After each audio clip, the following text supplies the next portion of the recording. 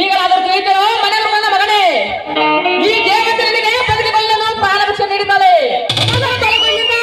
ಲೇಸಕ್ಕಿನ ಪ್ರಾಣಿ ಅಮರ್ ಸುಮ್ಮನಿದ್ದರೆ ಈ ಜಮೀನ್ದಾರನಿಗೆ ಜೀವ ಭಿಕ್ಷೆ ನೀಡುತ್ತಿರಲ್ಲ.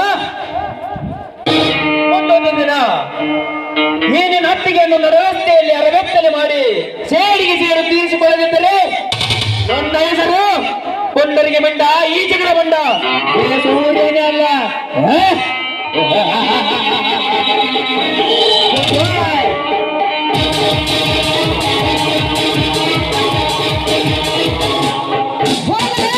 ಶ್ರೀಮಂತ ಹೋಗು, ಹಣದ ಹೋಗಲಿ ಮತ್ತೆ ಬೇರಿನ ಆಣೆ ಆಗಿರುವ ನಿನ್ನ ಮೈಯೊಳಗಿನ ಸತ್ತ ನಡಗಿಸುವ ಅಂಕುಶ ನನ್ನಲ್ಲಿರುವಾಗ ನನಗೇಕೆ ಭಯ? ಹೋಗು.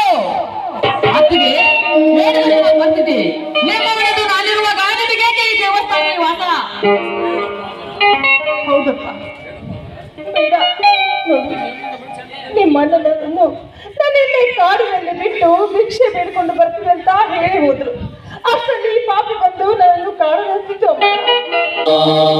ಅತ್ತಿಗೆ ನಡೆದಿರುವುದು ಒಂದು ಕಥ ಕನಸನ್ನು ತಿಳಿದು ಮರೆತು ಬಿಡಿ. ಬನ್ನಿ ನನ್ನ ಜೊತೆ, ಅಣ್ಣನನ್ನು ಕರೆತರುವ ಜವಾಬ್ದಾರಿ ನನ್ನದು. ಆಯ್ತಪ್ಪ.